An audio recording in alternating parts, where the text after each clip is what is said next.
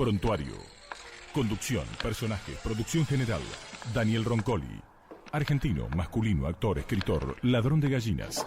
Varias veces detenido por portación de cara, entre otras causas penales de mayor y menor valía. Estás en El Plomero del Titanic, con Daniel Roncoli. Pasaron 36 minutos desde la 1 de la tarde. Para todos quienes nos escuchan desde la Argentina, vamos a charlar con Pablo Melicchio, es psicólogo y escritor. ¿Cómo te va, Pablo? Buenas tardes. Hola, Daniel, buenas tardes, ¿cómo estás? Un placer muy grande saludarte, gracias por colaborar nuevamente con el programa. Sos una voz que seguramente nos va a traer un poquito de colaboración. Estamos atravesando una situación complicada. Ayer se suicidó en Bolívar un futbolista de 38 años, el bicho Maraschi, Federico Maraschi, un jugador que se formó en Racing Club.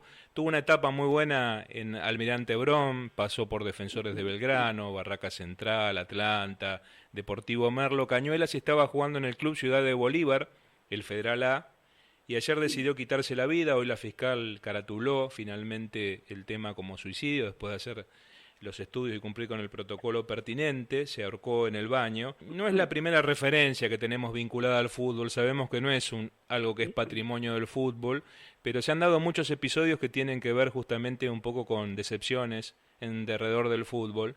Hace poquito también se suicidó un futbolista uruguayo que jugaba en Mendoza, el Morro García. Sabemos que es un tema complejo, pero queríamos charlar un poquito contigo para que nos ayudes a entender un poquito más si es que se puede.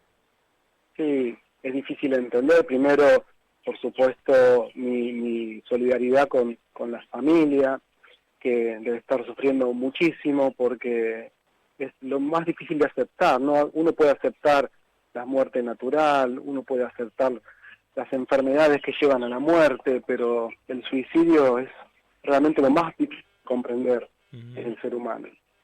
En el caso de los jugadores de fútbol, de la misma manera que muchas personas de la farándula o que tienen su momento de éxito, de fama, es muy difícil porque después, el otro día leí un artículo donde también un jugador decía que debajo del jugador estaba la persona. Entonces hay que cuidar siempre a la persona.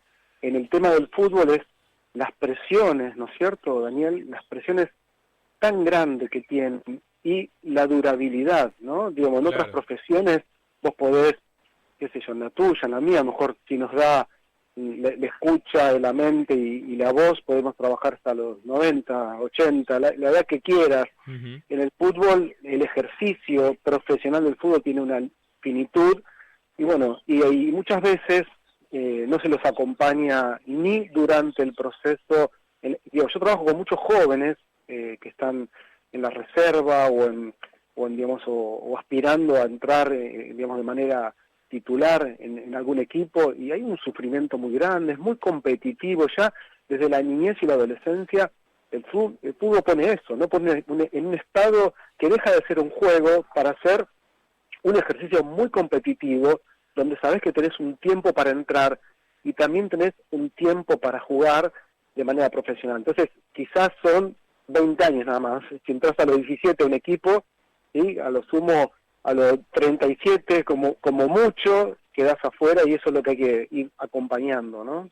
Sí, a los clubes, yo que he trabajado en clubes, te puedo asegurar que aunque uno tenga la buena voluntad, le cuesta mucho dar contención, porque el fútbol en sí mismo, ya como vos decías, de inferiores, tiene un sistema que es excluyente. Cuando uno decide un plantel y define un plantel, ya hay un montón de chicos que ya de base, en las pruebas, en los entrenamientos, van quedando afuera, con toda la ilusión y toda la presión que a veces tienen de la familia, padres y madres que piensan que a través de su hijo van a alcanzar la potencialidad económica, van a trascender, van a salir de una situación por ahí de precariedad, y todo esto genera evidentemente muchas presiones. Yo lo que quería preguntarte, Pablo, era si, como alguna vez escuché muchas veces en realidad, quien se suicida en realidad no quiere morir. Eso lo sentí muchas veces y no sé si es así.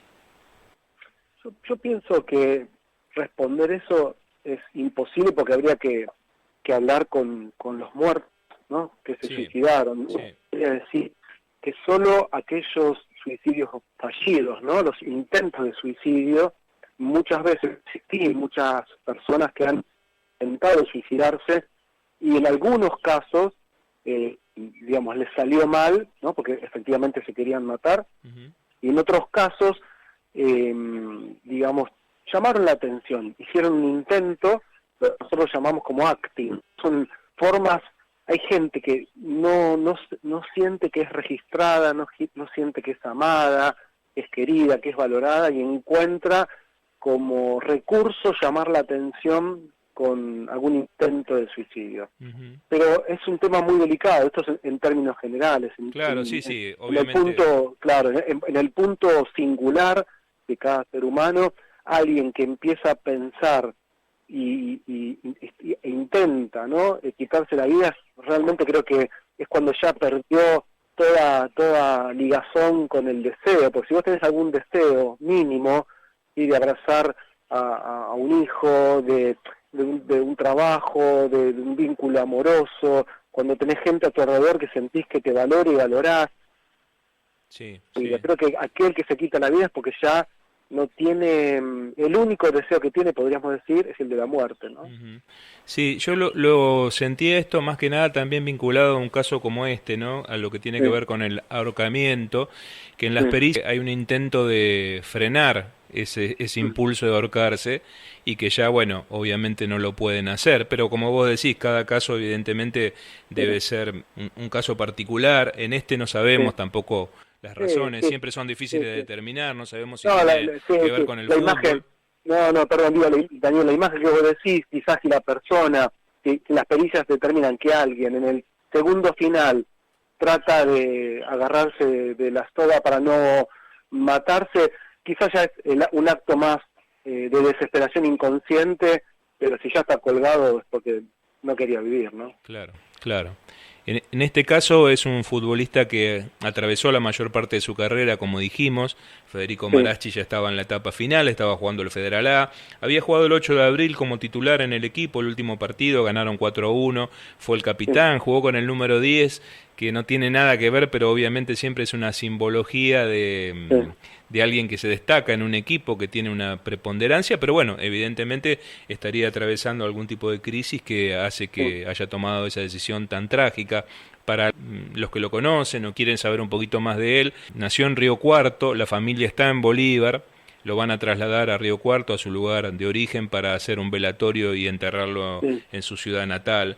Qué situación tan difícil esta, tratar de explicarla, comprenderla. Hace unos días apareció un caso también vinculado al fútbol, de un futbolista, que Alexis Abela, es un chico de San Lorenzo que fue dado a préstamo a Platense, y se empezó a advertir a partir de las redes sociales, que son a veces un indicador de estados de ánimo, que todos sus posteos tenían que ver con algo oscuro, ¿no? Y se tomó una alerta. Hubo ahí como una posibilidad de reaccionar y tratar de darle la contención que necesita. Sí, yo generalmente más en la gente joven, pero también la gente adulta empieza a expresar en redes, ¿no? Porque siempre las redes sociales terminan siendo como ese lugar de intento de ser registrados, ¿no? Porque en definitiva la mayoría queremos ser registrados, necesitamos ser registrados por nosotros, ¿no?, por nuestros seres queridos.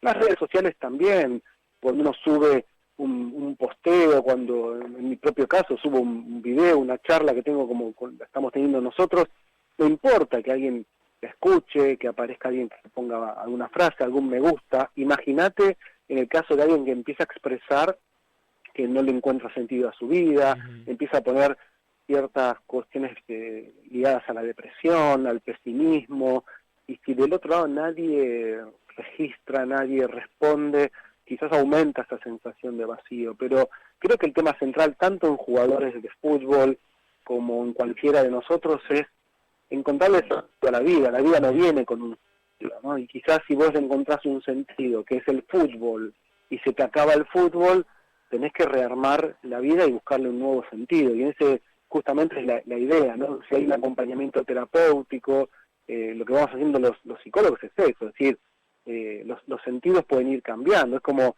que agarrás una ruta, llegás a un destino, bueno, ese destino después ya está, se acabó, tenés que ir para otro lado. De eso se trata la vida, ¿no? De ir buscando como motores para encontrar una dirección y para no quedarte, porque si te quedas también te esto, es en un cuadro depresivo. La voz que ustedes escuchan es la de Pablo Meliquio, que es psicólogo y escritor y nos está ayudando un poquito a entender un poco más qué pasa por la cabeza de un suicida.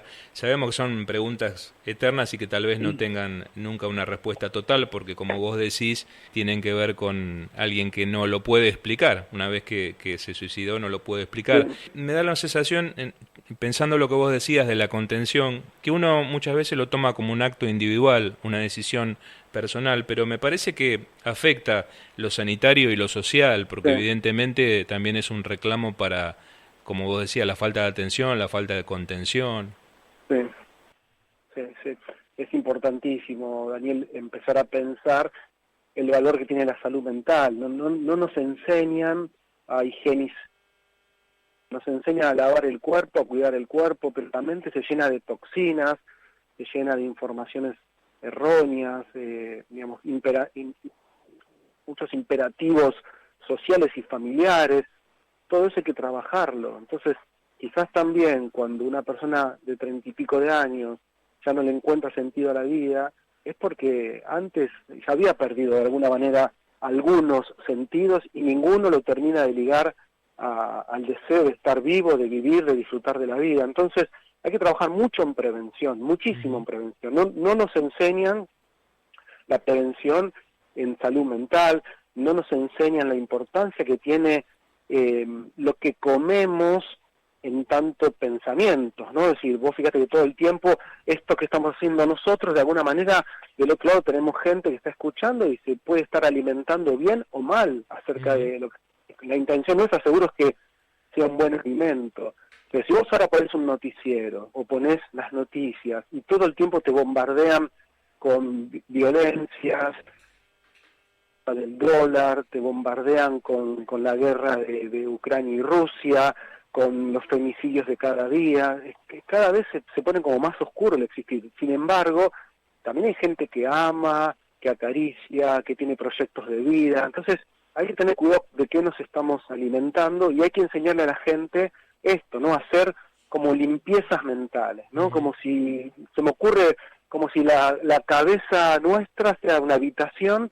Bueno, hay que entrar al mundo interior y limpiar y despejar y tirar cosas que tenemos dentro innecesarias, que no nos permiten estar disfrutando del silencio, de nuestros proyectos de vida.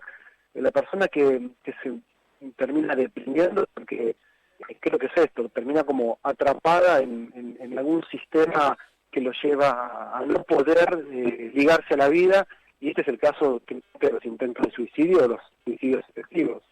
Dada la trayectoria de este futbolista en el ascenso, ayer la AFA hizo un comunicado, se Sí, solidarizó, expresó su luto por la pérdida de Marachi. sí, Sería muy bueno que a través de la AFA se pudiera concientizar a los clubes o ayudarlos también sí, para intentar tener una contención profesional, que es la que en sí, definitiva se sí, necesita como herramienta para comenzar a solucionar el tema, porque yo tengo un pensamiento que por ahí es muy personal ¿no? A mí sí, me parece que el fútbol en el ascenso genera una situación que a través de las redes sociales, cierta notoriedad que te dan las publicaciones, un futbolista puede sentirse tal vez en paridad con un futbolista de élite, pero después su ganancia, su posibilidad de tener buenos lugares de entrenamiento, poder ganar un buen sueldo, son remotos, ujú, entonces vive como en una ilusión de que eso lo va a sí, conseguir y no lo consigue y genera una decepción doble, porque vos hablaste de algo sí, muy cierto que es la carrera corta, obviamente son claro, jubilados de 35, 36, 37, 38 años, 40, 32, ¿no? ujú, Eso ya sí, de por sí tiene un impacto muy grande, pero me parece también que cuando uno se dice futbolista, te genera una ilusión, por ahí todo el tema de las redes sociales, yo veo que los chicos van copiando las cosas también de los jugadores de elite, desde los auriculares cuando llegan a la cancha, la sí, matera con el termo importado y la yerba uruguaya, un montón de situaciones que en la apariencia ujú, te ponen en paridad, pero que después la realidad no es la misma, ¿no? sí, es muy buena esa descripción que haces. Y además pensemos que muchos jugadores del ascenso no llegan a primera, algunos que llegan a primera tienen corto plazo en primera, solo viven durante muchos años aquellos que están mucho tiempo en primera o en algunos equipos del exterior y ganan en dólares, pero después aquellos que ganaron tienen que saber cómo administrar ese dinero, y aquellos que solo aprendieron a jugar al fútbol. La pregunta es, ¿cómo sigue la vida a partir de los 37, 40, cuando tienen que empezar a hacer otra cosa? Sos muy joven para ser un jubilado, tenés que tener una vida activa. Jubilarse también es complicado, incluso en la vejez. Muchas viejas y viejos que se jubilan, se empiezan a morir porque no jubilan las emociones, jubilan el deseo, jubilan el entusiasmo. Entonces creo que si una persona joven se jubila, bueno, hay que ayudarla a entrar en ese pozo depresivo que llevaría a la muerte. Bueno, ayudar a esto, a despejar, ¿no? Como te decía hace un rato, a despejar la mente, a empezar a pensar que en la vida hay otras opciones y que uno siempre se puede ir redescubriendo. Yo que pienso, por ejemplo, no sé, en José Saramago, ¿no? El escritor portugués, premio Nobel de literatura.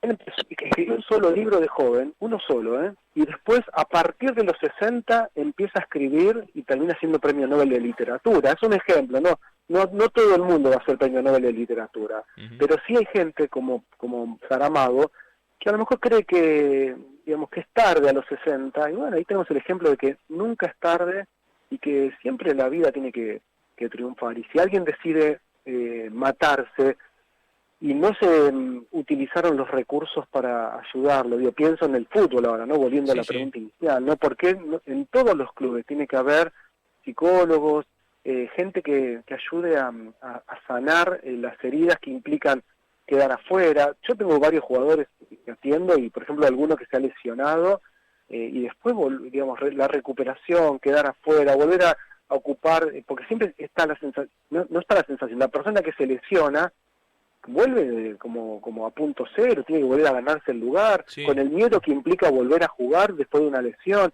Hay muchas cosas que hay que trabajar en el deporte competitivo, y hay que cuidar mucho la salud mental porque somos seres psicofísicos, no juegan solamente las piernas, no juega también el pensamiento, la mente, las ideas, ¿no? Pablo, te agradecemos mucho este contacto, que nos hayas ayudado a repensar este tema, tratar de dar un mensaje justamente el de la contención, ser más criterioso cuando uno tiene un hijo, un pariente, un familiar en que le exige, los entrenadores que tienen que dejar jugadores de lado cuando hacen una selección, los términos que usan, la manera que se dirigen, justamente la esperanza que pueden sembrar que en otro lugar tal vez esté el lugar donde encuentren su destino. Bueno, estas dificultades que se van generando con el fútbol. Desde ya te agradecemos muchísimo, te mandamos un abrazo muy grande y la próxima esperamos llamarte en una situación un poquito más amable. Sí, seguramente buscaremos esto. Lo importante, más allá de estos suicidios, de estas muertes, es hablar de la elección, cómo tiene que triunfar la vida, ¿no? Así es. Pasó Pablo Meliquio, psicólogo y escritor, que nos ayuda a entender un poquito más este tema que sigue siendo muy difícil de entender para nosotros. Sentimos mucho dolor por la pérdida de Federico Marachi, abrazamos a su familia, a sus afectos, lo recordamos con el mejor cariño y con esa sonrisa que solía tener y ese acento cordobés, a veces pícaro, para meter una broma durante los partidos con el árbitro, con el juez de línea, con algún rival.